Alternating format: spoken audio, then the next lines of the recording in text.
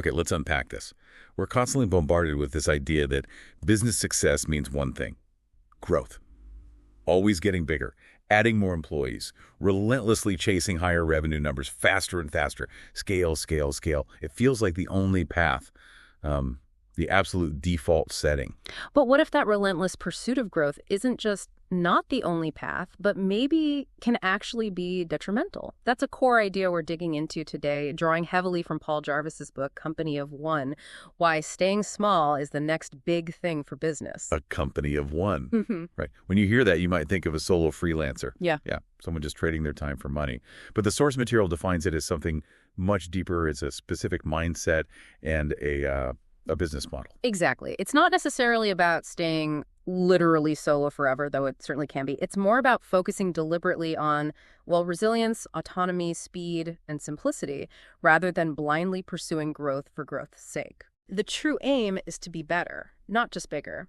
In fact, sometimes staying small is actually the goal. It lets you scale things like profit or joy, focus, valuable experiences, without scaling up all the complexity, the overhead, or, frankly, the stress. So our mission in this deep dive is really to pull out the most impactful insights from this perspective, to understand this alternative approach to building and running a business, and really explore why it might be a surprisingly smart long-term strategy for you. And this applies no matter where you are, whether you're building something solo, leading a small team, or even maybe navigating within a larger company. Yeah, it's about taking agency, really. Taking control over your own career and building something that is robust, adaptable, and ultimately serves the life you want to live rather than, consuming it. All right, that makes sense. So if it's this specific mindset and model, what are the hallmarks? What are the typical traits of a business or even an individual operating with this company of one thinking? The source outlines 4 key ones. Let's start with the first: resilience. Resilience. Yeah. In this context, it's really about the ability to bounce back and adapt when inevitably things change. It's not about wishing circumstances were different, but accepting the reality of what is and then improvising effectively with the resources you do have. That acceptance part is key, isn't it? It reminds me of the firefighters my wife works with. They deal with incredibly tough situations. And one way they cope and build resilience is through, well, dark humor. Right. Their chief actually encourages it, not to dismiss the seriousness, obviously, but because that humor helps them accept the difficult reality of the job, which in turn helps them stay adaptable and resilient. And adaptability is becoming, well, non-negotiable. Look at the potential impact of automation and AI. Ryerson University projected, 42% of jobs in Canada could be at risk? Wow. And the White House Council of Economic Advisors put the figure at 62% for the U.S. within a couple of decades. We're seeing it happen already. Robot burger flippers, self-driving trucks, AI suggesting medical treatments. The ability to adapt is just paramount. That vulnerability to disruption, that need for adaptation, really brings Danielle Laporte's story into focus. She's incredibly successful now, a best-selling author, even one of Oprah's Super Soul 100. Yeah, she's huge now. But early on, caught up in that conventional growth mindset, she took $400,000 in funding. It was a personality-driven business named after her, but she hired a wunderkind CEO thinking she needed someone else to scale it. The typical move. 6 months later, the investors in that CEO tried to push her out and change her own brand. She was effectively fired from her own business. It's a nightmare scenario, right? But her resilience really shone through. Instead of getting stuck on, this isn't fair, she accepted the difficult reality. Okay. She regrouped, built a new team, launched a simpler website quickly, and rebuilt the business on her terms with full control. Started with consulting, built a waiting list, and then wrote a best-selling book based on her insights. The insight here is that accepting a painful reality, adapting quickly, and rebuilding with autonomy can lead to a far stronger, more resilient business in the long run. Wow, accepting reality is powerful. So for you listening right now, thinking about your own career or business, how crucial is resilience for you in navigating today's landscape? What does accepting reality and adapting really look like in your world? And that leads us perfectly into the second core trait, autonomy and control. A big reason this company of one approach resonates, I think, is because people are increasingly craving more control over their work and their lives. Yeah, and it's shifting from being just a fallback option to a deliberate choice. Right. An Upwork study showed freelancing is now over a third of U.S. jobs, nearing half for younger professionals who are choosing it precisely for that control. Exactly. The traditional idea of a single office job is being replaced by viewing work as like a series of projects. And this desire for autonomy takes different forms. Look at Caitlin Maud, a digital strategist. She spent 5 years at an agency, smartly building skills in her network, but she waited to go solo until she had stable side income. Making it a strategic move, not just a leap into the unknown. She's designed a work life that prioritizes productivity. She blocks out, I think, 9 a.m. to 1 p.m. for deep, focused work, because that's her peak time. And what's amazing is her life dictates her work, not the other way around. She left the agency when she was ready, now has a waiting list, works with huge brands like Beats by Dre and Adobe, and importantly turns down projects that don't align with her values. She's built a business where she is truly in control. Another great example is Saul Orwell of Examine.com. Despite having 7-figure revenue, he famously refused venture capital funding. Really? Why? He just doesn't see the benefit of giving up control to VCs when he's already profitable, enjoys his work, and answers only to his paying customers. For him, success is making a great living while still having the freedom to take hours-long midday breaks for things like walking his dog or attending a dance class. That freedom is powerful. So for you, thinking about your own professional life, how much control do you currently have over your work? And what does autonomy truly mean for your ideal work situation? The third trait is speed. Companies of one, by their nature, can make decisions and implement changes incredibly quickly. Right, there's just way less infrastructure, way less corporate inertia cut through compared to a massive organization. This inherent leanness means they can pivot and adapt rapidly when the market shifts or customer needs evolve. It just makes sense. Stuart Butterfield is a classic example here. He started with online games, Game Never Ending and Glitch, both of which ultimately failed. Oh, right. I remember Glitch. But because he kept his team small and agile, they could quickly identify key features from the failing games and pivot.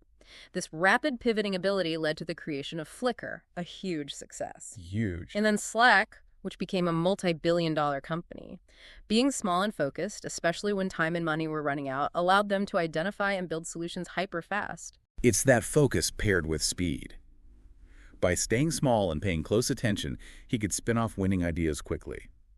So, thinking about your own work or business idea, how might being smaller, more focused, or having less red tape allow you to move faster and adapt more nimbly to change?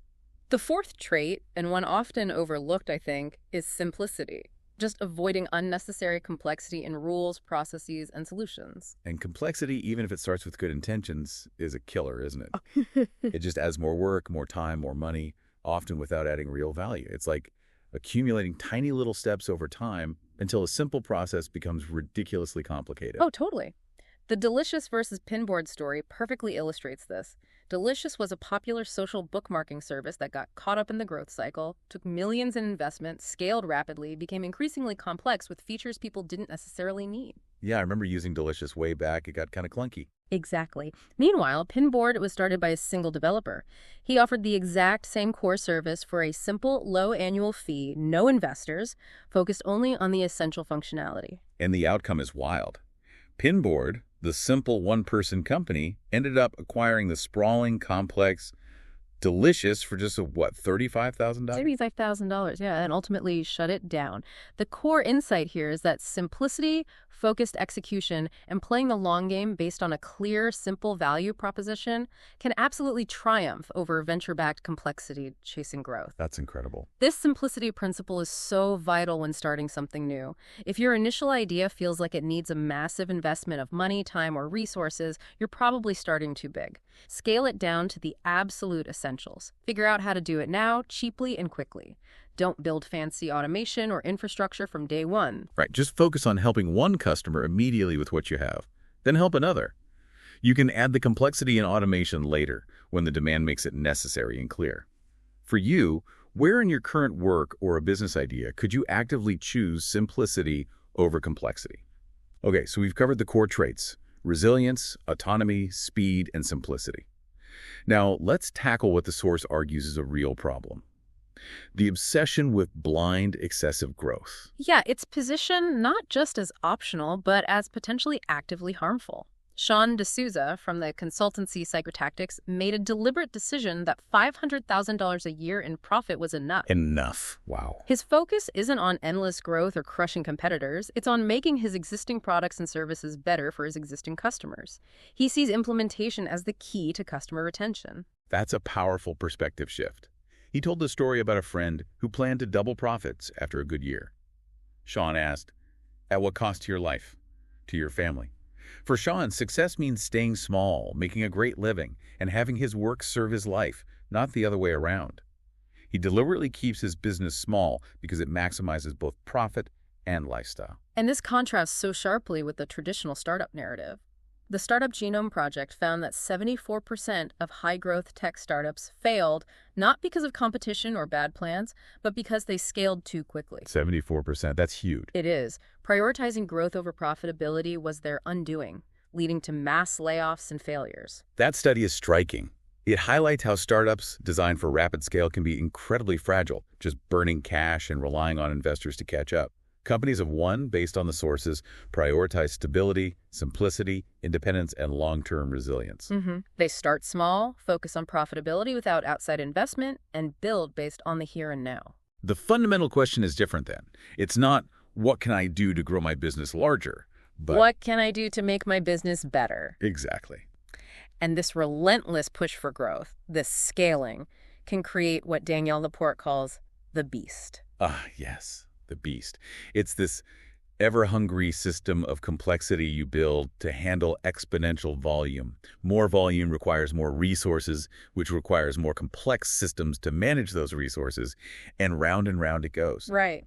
Danielle realized investing in $1 million website meant she needed a whole team of experts just to manage the website, pulling her focus away from creating content and connecting with her audience, her core purpose. The beast required constant feeding. It's not just small businesses that fall into this trap either. Look at Starbucks. Their rapid global expansion led them to add all sorts of non-coffee items. Yeah, the sandwiches, the CDs, right.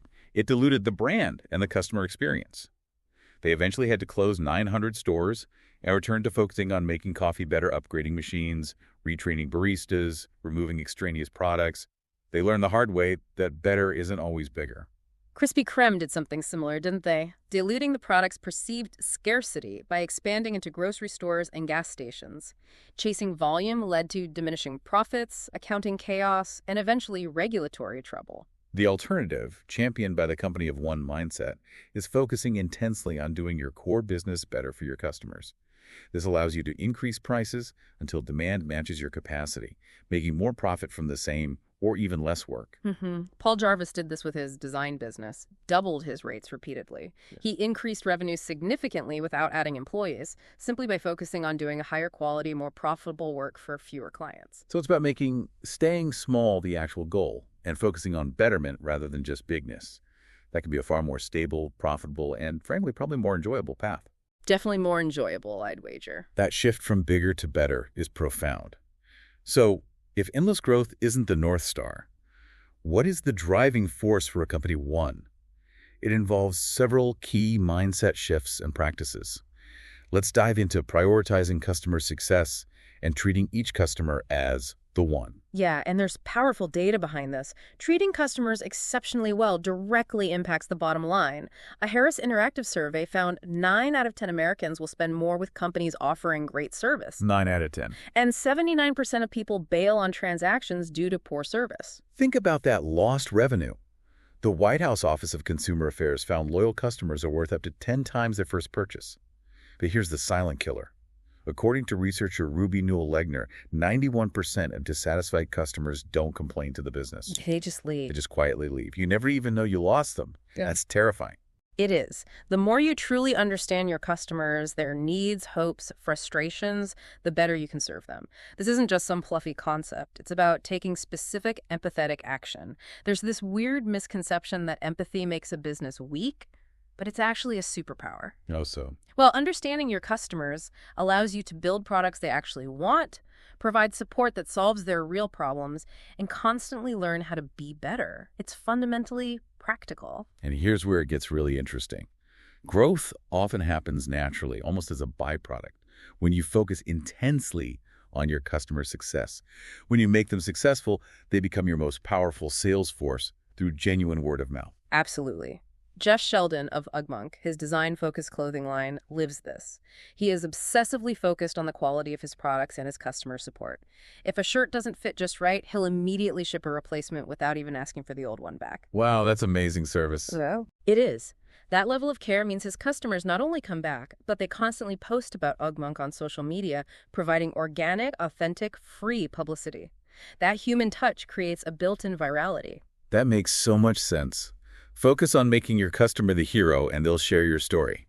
So for you, how could you actively treat your existing customers like your one and only? What specific actions could you take to make focusing on their success the engine of your business? Building on that, the next shift is utilizing trust in relationships and understanding their hidden value beyond simple transactions. Absolutely. In a world where customers have so much information at their fingertips, businesses have to adapt to create genuinely win-win scenarios. This is why airlines often struggle. They lack transparency with hidden fees, overbooking, constantly feeling like the customer's being nickel and dimed. Just feels adversarial sometimes. Totally. Glenn Urban's research on trust breaks it down into 3 parts. Confidence, I believe what you say. Competence, I believe you have the skills to deliver. And benevolence, I believe you're acting on my behalf. Building trust is a deliberate, long-term investment in being honest and transparent. And this is where companies of one have a distinct advantage, right? Right. It's easier for them to build personal relationships, even through digital channels, and resolve issues directly. Definitely. There's a huge opportunity here, too. A Texas tech study found 83% of customers are willing to refer a business, but only 29% actually do. That gap is massive. Think of all that potential lost word of mouth. Wow. So what's the key then? Of course, you need a good product first. That's table stakes. But then you have to make it easy and even rewarding for happy customers to share. Paul Jarvis saw a product sharing rate double just by sending a simple automated email a week after purchase asking happy buyers to share. Simple but effective. Yeah. MailChimp sends out fun swag to loyal users who then share photos on social media. You can even use segmented automation, ask all customers for a rating, but only send the please share request or incentive to those who gave you a high score. That's brilliant, leveraging automation for personal connection, not just scale. This is the heart of what the source calls trust marketing. It's not about blasting mass messages or cold calls. It's consistent, helpful dialogue with a specific, defined group. Trust must be built before you try to sell. Exactly. And the paradox is, the more specific you get with your niche, the more deeply you can build trust with that particular audience, which then often expands through referrals anyway. And the good news is, building trust doesn't require a Super Bowl ad budget. Focusing on customer happiness and incentivizing sharing reduces the need for massive promotional spending. More effective channels for a company of one might be things like guest articles, client incentive programs, or appearances on niche podcasts, maybe. Precisely. Alex Beauchamp, who's worked at places like Airbnb and now Edmunds.com, the car review site, understands this. She doesn't aim for viral content, which often means trying to appeal to everyone and ending up connecting with no one. Right. Edmunds.com focuses on building deep trust with their niche audience of engaged car buyers through genuinely impartial reviews. She says the best platform is the one you've already got the audience who is already paying attention to you. That's a great point. Focus where the trust already exists. Ultimately, embedding trust means it's not just a marketing slogan. It's fundamental to how you operate, how you sell, and how you support. It prioritizes quality over speed, compassion over maximum profit, and honesty over clever tricks. So for you, how can you deliberately build genuine social capital by consistently being helpful to your audience or peers? And what specific niche could you focus on to really deepen that trust? Building on that trust idea, another key mindset shift is to teach everything you know. Seems counterintuitive, maybe? It can feel that way, but this strategy paid off huge for Brian Clark, the founder of Copyblogger. He initially wanted to be a writer, but struggled with the traditional ad affiliate model. Then he leveraged his law degree and writing skills to teach people about legal issues, specifically for lawyers. Okay, interesting niche. By freely sharing incredibly useful information weekly, he built trust and authority. People started wanting to hire him specifically, not just any lawyer. He wasn't holding back. That's fascinating. He applied that same principle to Copyblogger then, teaching everything he learned about content marketing. Why is teaching so powerful? The source highlights a few reasons. First, it absolutely builds trust and authority. People are naturally drawn to and want to support someone who has generously given them valuable, useful information. Second, it's the best way to figure out what your audience truly wants. By teaching and engaging, you learn their pain points and needs, which then guides you on what products or services to build for them. It's like market research, but better. Third, educating new customers after they buy is crucial for their long-term success, which leads to more referrals. And finally, transparency builds trust. The source makes a great point. Ideas themselves are often worthless. It's the execution that matters. Right. Copyright protects the execution, the specific form, not the general idea. Don't be afraid to share your core knowledge openly, obviously while protecting truly proprietary info. That idea about transparency is freeing. Customer education is framed as one of the most important parts of the sales cycle, isn't it? Customers often don't even know what questions to ask. Providing honest, valuable information empowers them to make informed decisions at their own pace. Exactly. Think about Casper mattresses. They disrupted the industry not just with a direct-to-consumer model, but by focusing intensely on sleep education. Their publications like Van Winkle's and Pillow Talk weren't just sales brochures. They shared research and insights about the science of sleep. Ah, right. I remember seeing those. This built immense consumer confidence in their brand's authority. Combined with their generous trial period, they weren't just selling mattresses, the how, they were marketing better sleep, the why. Marketing the why is so much more compelling, and consistently educating your audience builds genuine respect and value for your expertise, naturally positioning you as an authority. That leads to organic growth through word of mouth, links, and maybe opportunities like speaking engagements. The key takeaway here is don't hoard your knowledge, give away your best ideas freely. Pretty much. So for you listening, what could you start teaching your audience or customers today? How could consistently educating them position you as a trusted authority in your area? All right. Moving beyond the core mindset shifts, what does it really look like to operate day-to-day with this company of one approach? A crucial first step seems to be protecting your time and focus. Oh, massively. The source makes a compelling case against the myth of multitasking. Did you know the word priority was singular until the 1950s? No way. Yeah. Multitasking, trying to do multiple things at once, actually reduces productivity by as much as 40%. Cognitively, that's the equivalent of pulling an all-nighter. There is even research showing that interruptions from emails and calls could drop your IQ by over 10 points, twice the impact of smoking marijuana. That statistic is shocking. Okay, so you have to be incredibly deliberate about protecting your schedule and workload. Alexandra Franzen talks about being relentless with this. You need to actively account for daily busy work. It always takes up more time than you anticipate.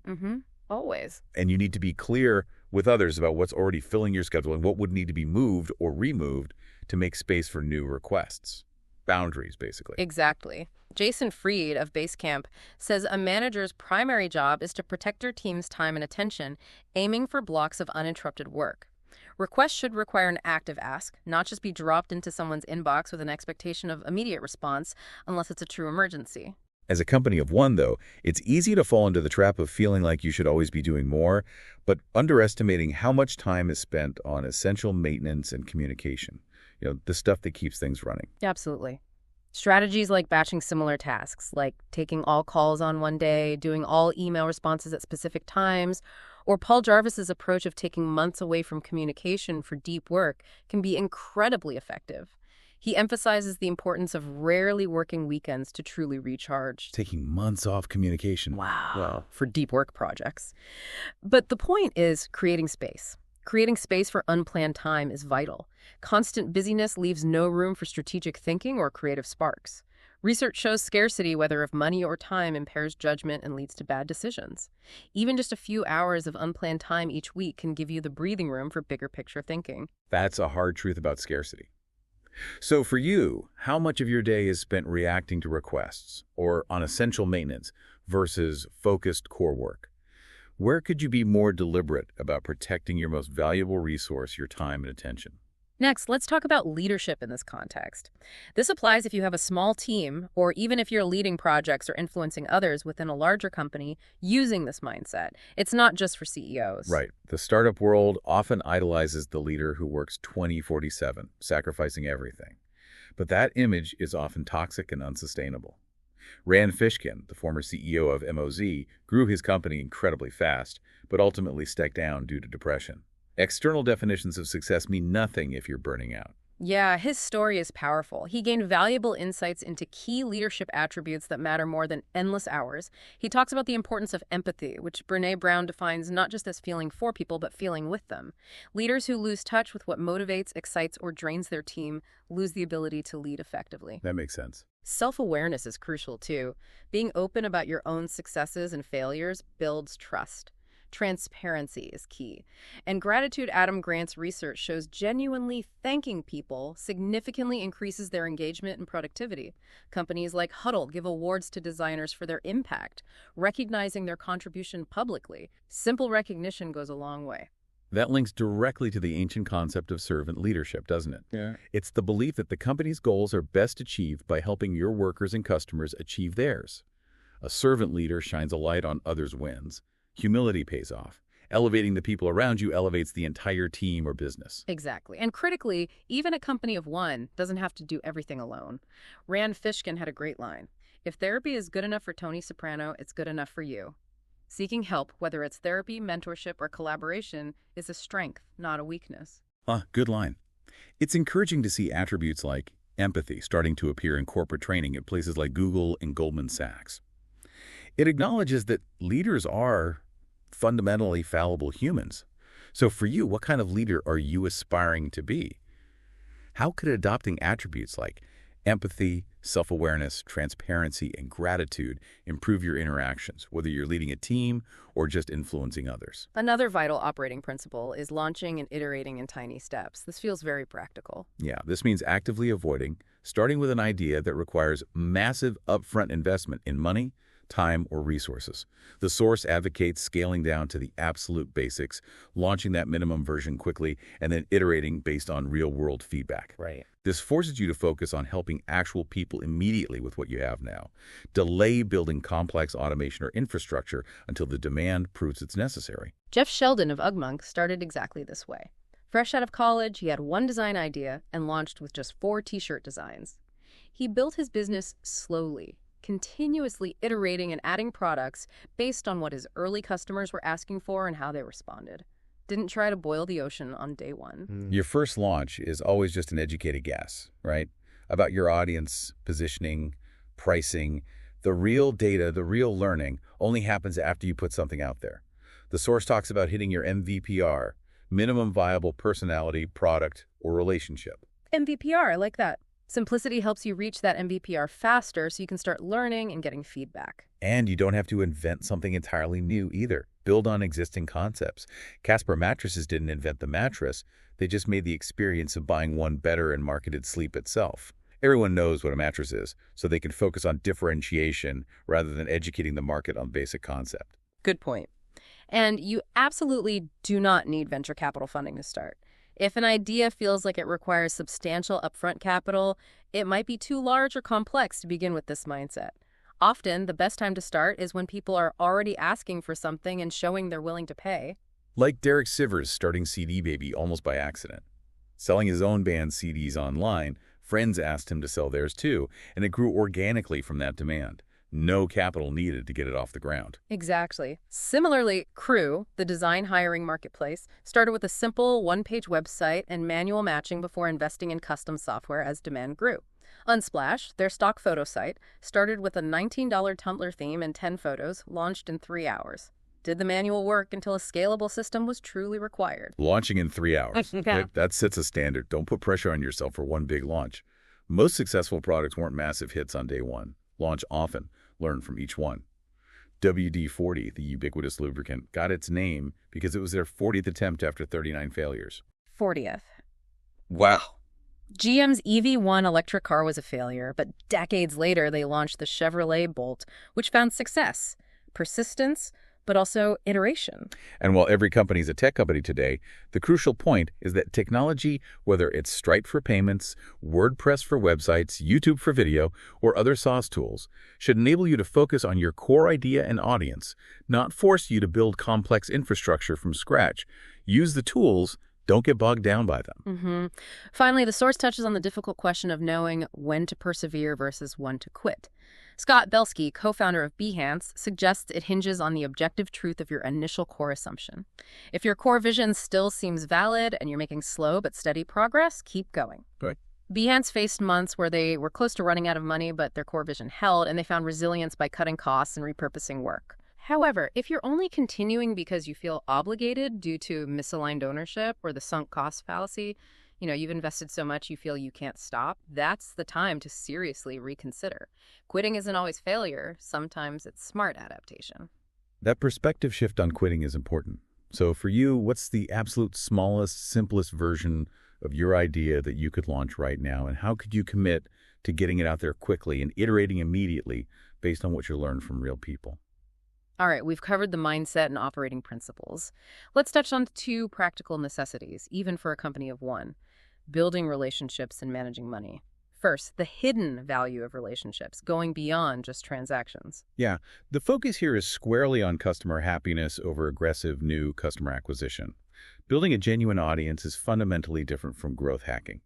The source describes growth hacking as often a churn and burn approach focused on fast, paid acquisition and quick selling, which fundamentally lacks the depth of trust needed for long-term success. It's transactional. We saw examples of this backfiring, like the Glide app that spam contacts to get to number 1, or the Circle app doing something similar. Both faced backlash. Andy Johns, who worked at hypergrowth companies like Facebook and Twitter, noted that startups that focus too aggressively on exponential growth often just accelerate their own failure. It burns bridges. A relationship focus is the alternative. Kiva, the micro-lending platform, intentionally fosters relationships between lenders and receivers, adding a human connection beyond the financial transaction. Think about a simple example. A fortune cookie company sending a newsletter about how their product can be used to reward good work. Oh, interesting. It shows they care about their customer success beyond just selling cookies, which builds connection and helps them understand customer needs. It's subtle, but effective. This is all about building social capital then. Our networks have immense value. People do things for each other, buy, share, help because of relationships. It's like a bank account. You can only withdraw what you've deposited.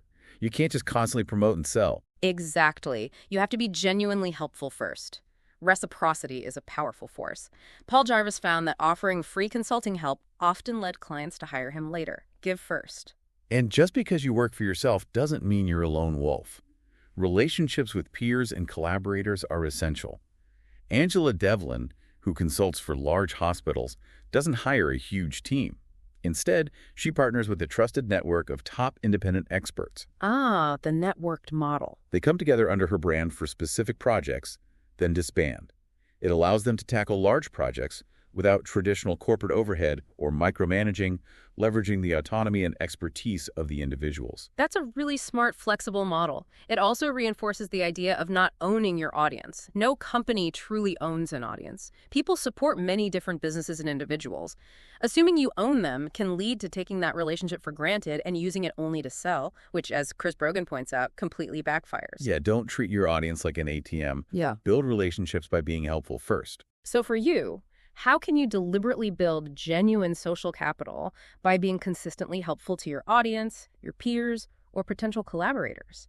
And who in your network could you partner with to achieve more without necessarily expanding your own team?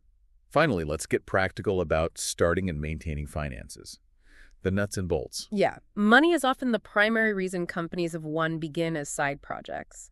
The path to profitability takes time, and a side project can cover expenses while you figure things out.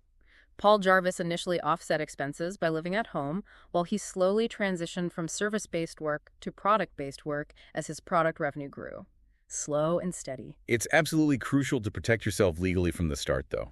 Your business should be a separate legal entity, like a corporation or LLC, distinct from your personal self. Yes, don't skip this. The money should go to the business, and you pay yourself a salary or dividends. You need a lawyer and accountant for proper setup. Seriously, don't skip this step. And to prevent being taken advantage of, service businesses need solid contracts.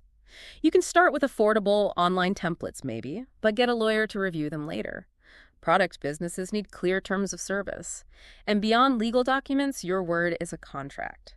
Do exactly what you say you'll do when you say you'll do it. Reliability builds trust. If you're unsure if you can deliver, say no or negotiate the timeline. A broken promise, even a small one, can snowball and lose future opportunities. Reputation matters hugely. This is where a good accountant is invaluable, and not just for filing taxes at year end. They should be your advisor on things like government requirements, new laws, the best way to pay yourself, track expenses, and structure taxes. Talk to them regularly, maybe quarterly. Have them audit your bookkeeping periodically. Hire them as an independent consultant, not an employee. Absolutely. And a critical financial concept is the runway buffer. This is having enough savings to cover your business and personal living expenses during slow months or unexpected downturns. Paul Jarvis felt comfortable with a 6-month buffer. Others might aim for 3. 6 months feels solid. It depends on your risk tolerance and business model. If you plan to take significant time off without recurring revenue, you'll need extra savings. This buffer provides peace of mind and resilience during uncertain times. It lets you make better decisions, not desperate ones. The source outlines working your money in small, deliberate steps.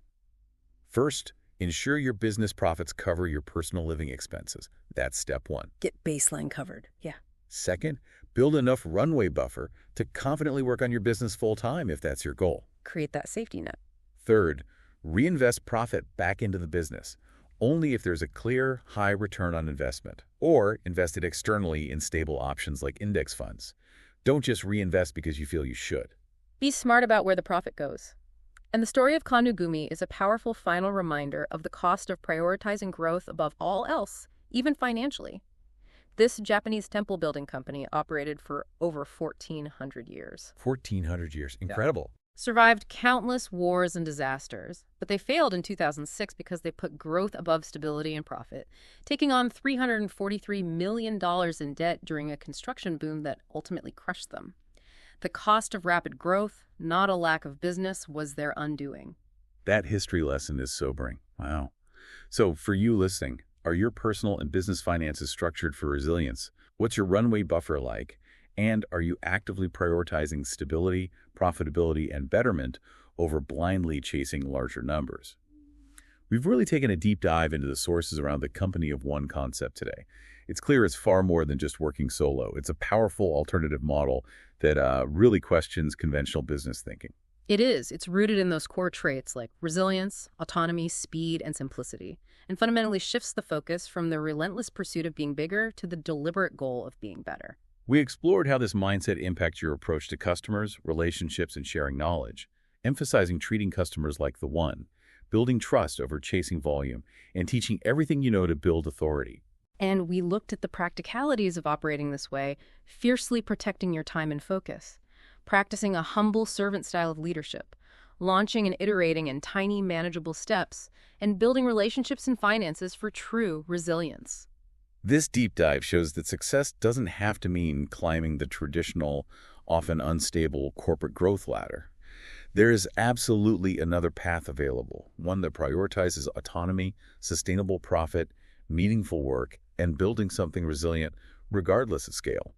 This thinking applies whether you're starting something completely new, growing a small existing team, or even advocating for these principles within a larger organization. Yeah, it's really a blueprint for taking active ownership of your career path, becoming a valuable asset, and designing a work life that genuinely enhances the life you want to live rather than detracting from it. So here's a thought to leave you with, something to mull over based on everything we've explored today. If the endless chase for bigger is not the goal, what is your personal definition of enough? What does your ideal version of a successful, meaningful work life truly look like? And how could embracing some of these company of one principles at whatever scale you operate help you build toward that vision?